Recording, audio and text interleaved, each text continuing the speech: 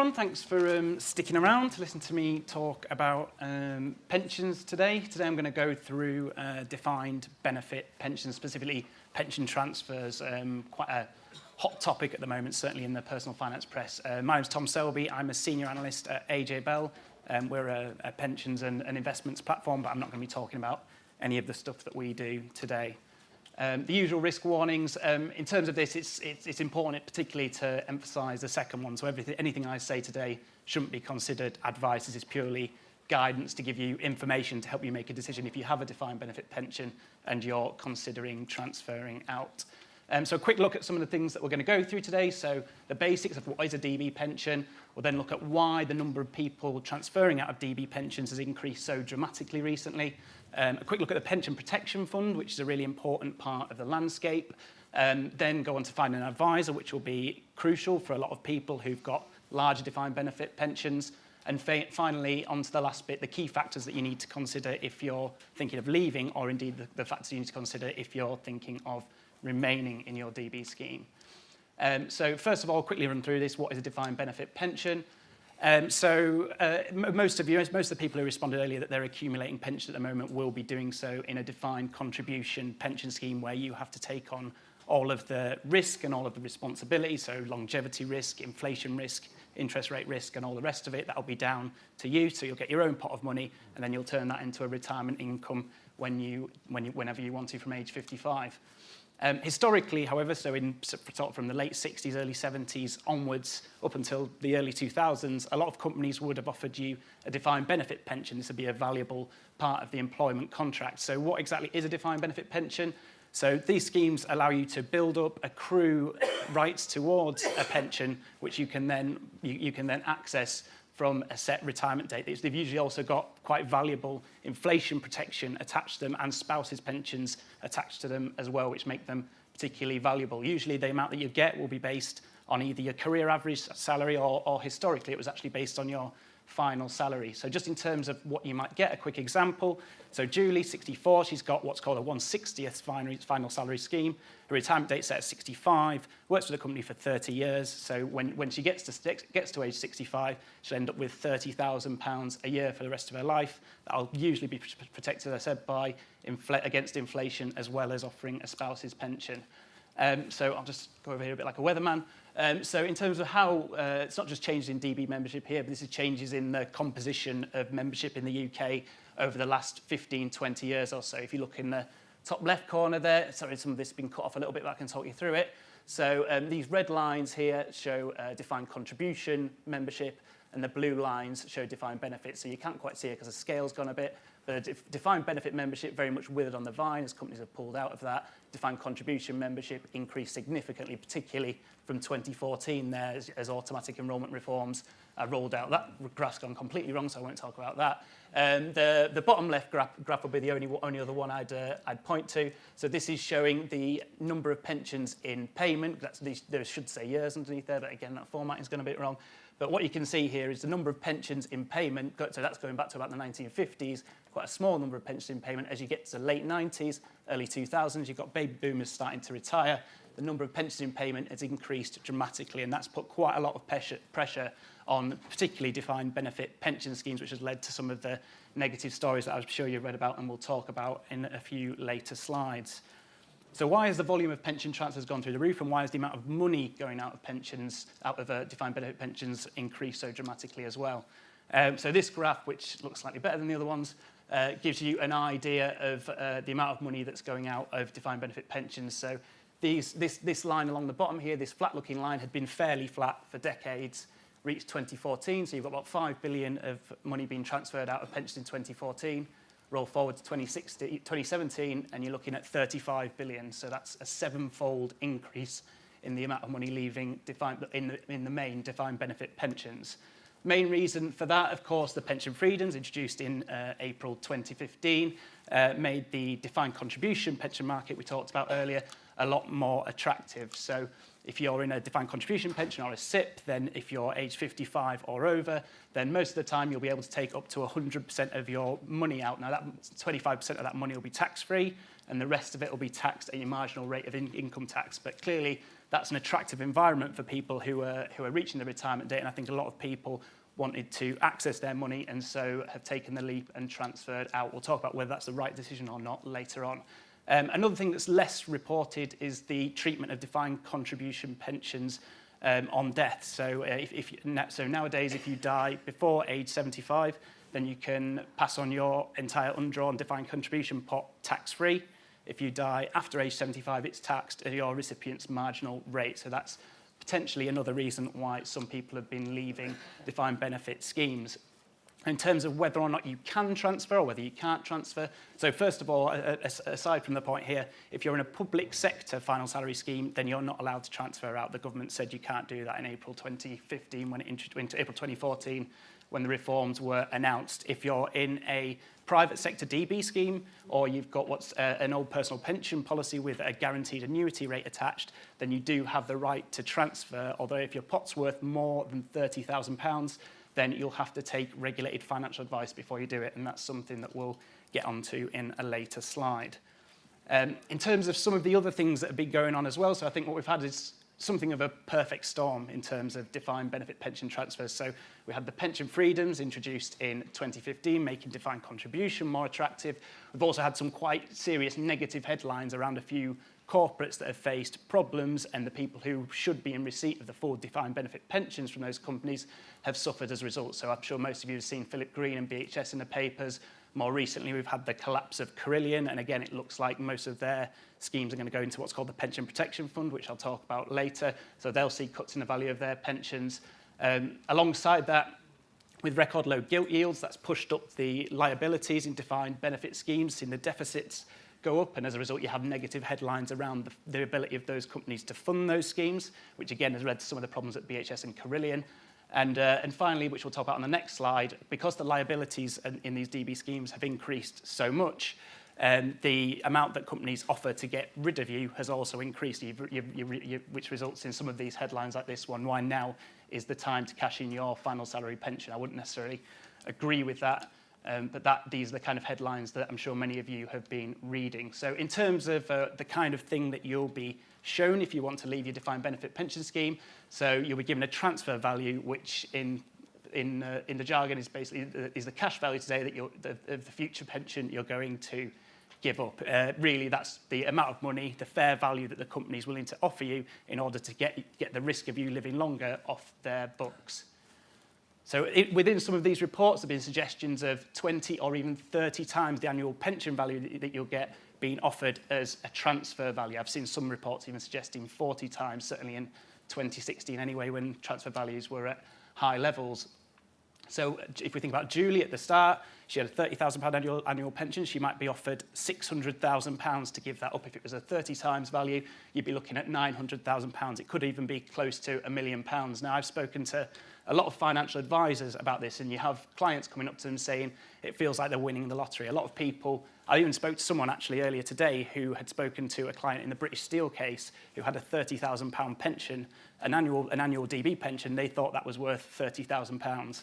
They had no idea that because it's a recurring income, it's worth so much more. If you're thinking about leaving your DB scheme, then one of the key things that you need to consider is what will you do without that stream of income. It's very, very tempting to be shown £600,000, £900,000, £500,000, whatever it may be. For a lot of people, that's more money than they've ever seen in their life, and the temptation is to just go to your financial advisor and say, where do I sign? How do I get that money now? But there are complicated decisions that need to be thought about carefully.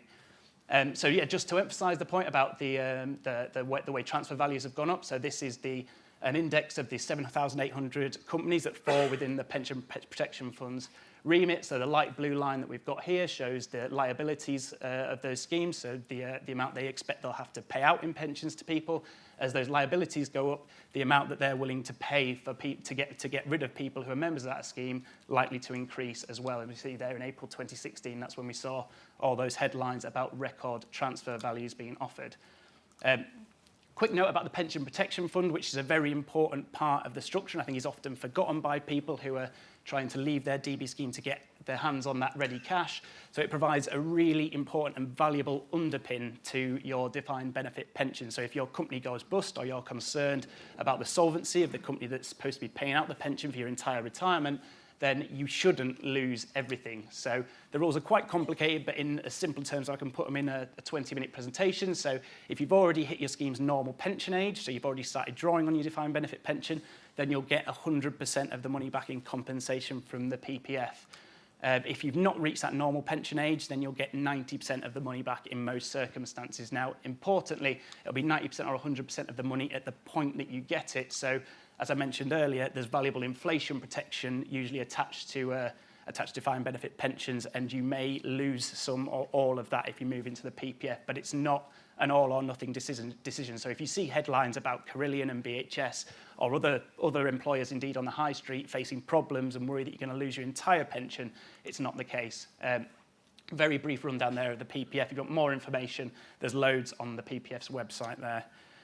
Find a financial advisor. So, as I mentioned earlier, if you've got a defined benefit pension or a pension with a guaranteed annuity rate attached and it's worth £30,000 or more, then you will have to speak to a financial advisor before transferring. Those are in the rules laid down by the government as part of the pension freedoms reforms in April 2015, and that simply can't be avoided.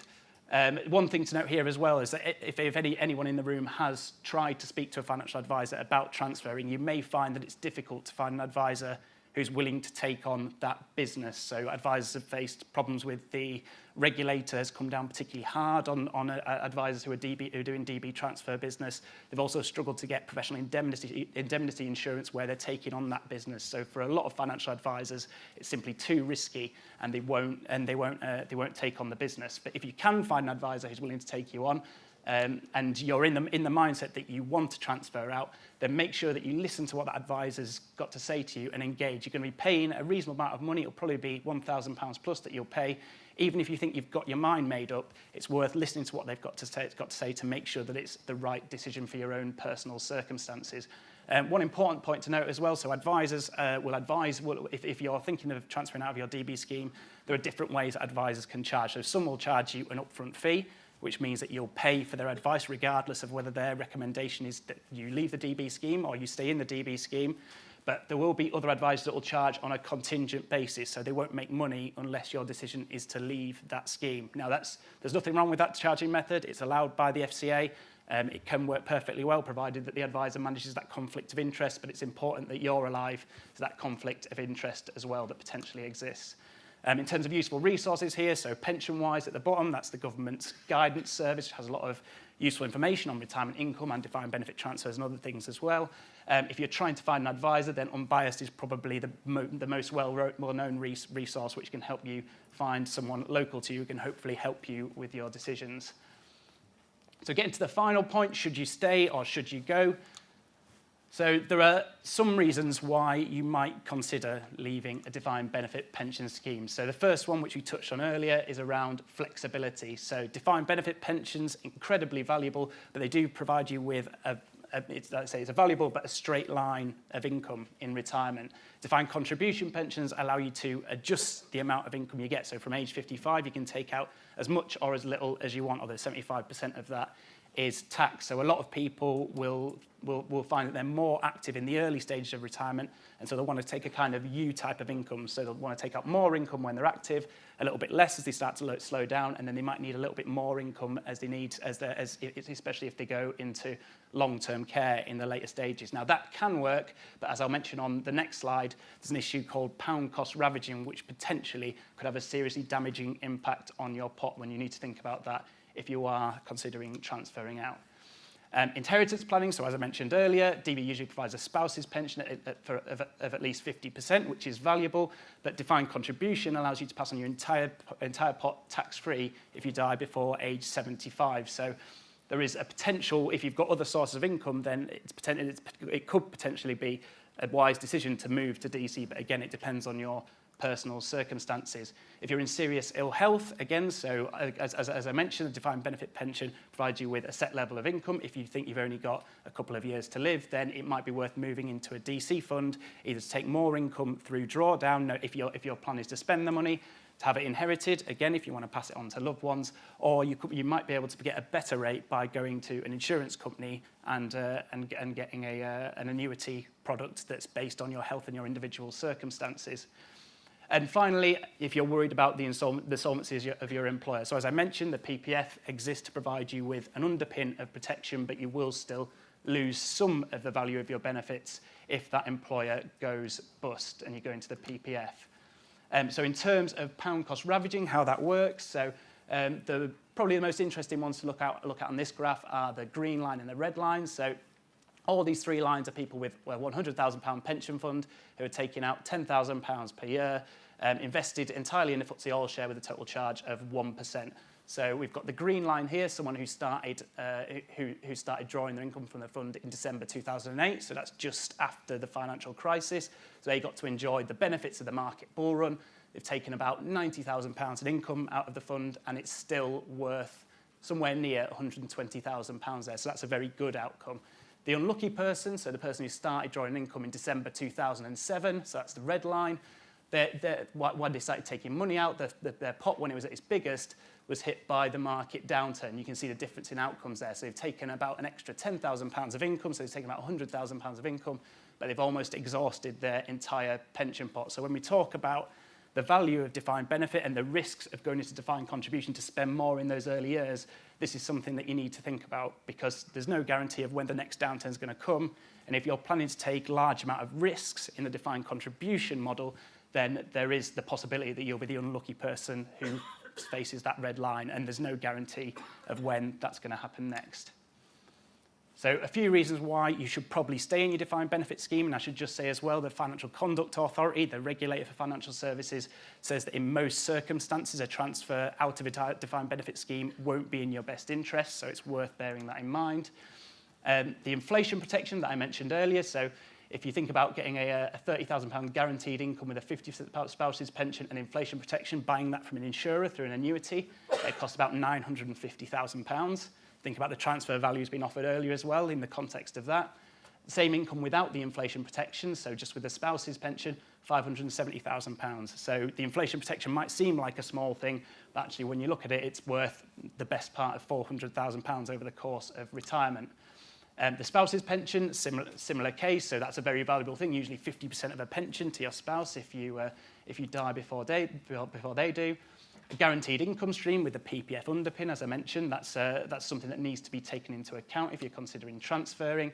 And this is an important point as well. So on the pound cost ravaging point, if you don't want to take any investment risk, if you don't want inflation risk, if you don't want longevity risk in retirement, if you just can't be bothered to deal with that stuff, then it's pretty impossible to beat a defined benefit pension. And finally, this is something that many people won't be aware of. So pensions are, the amount of money that you can save in a pension tax-free over your lifetime is capped at 1.03 million now by the lifetime allowance. So the way that the lifetime allowance is calculated for defined benefit members, you can have, it's a ratio of 20 to 1 on the income that you receive. So if you've got a defined benefit pension worth £50,000 a year with inflation protection and spouse's pension attached, then that will come in below the lifetime allowance, because 20 times £50,000, it'll be £1 million. So you get a high lifetime allowance there. If you look at this annuity at the top here, £950,000 for a £30,000 annuity with exactly the same characteristics. So it's almost double the lifetime allowance you get under the defined benefit rules set out by the government. Now, there are arguments about whether that's fair or not, but that is the way it works. So if you're in a defined benefit scheme, you do benefit from a higher lifetime allowance. It's a quick just summary of the things we've gone through. So defined benefit pensions clearly have almost disappeared in the private sector. However, the tail remains long. I think there's about 10.5, 11 million people who in the private sector who have some defined benefit pension entitlement. In most cases, as I said, as the FCA says, you would be better off staying in your DB scheme, even if the transfer values are incredibly tempting. If you're considering transferring, then you need to think about what you'll do without that guaranteed stream of income. It'll be difficult to replicate the value of it by investing, so you need to consider the risks that you're taking. And if you take advice, it's an important point. If you've got a fund worth £30,000 or more and you're going to take advice, then make sure you engage and listen to your advisor, because they're there to look after your interests. That's it from me. I'll be at the AJ Bell's stand for the next kind of 45 minutes or so. So if anyone's got any questions or wants to chat, then I'll be around there. Thanks very much.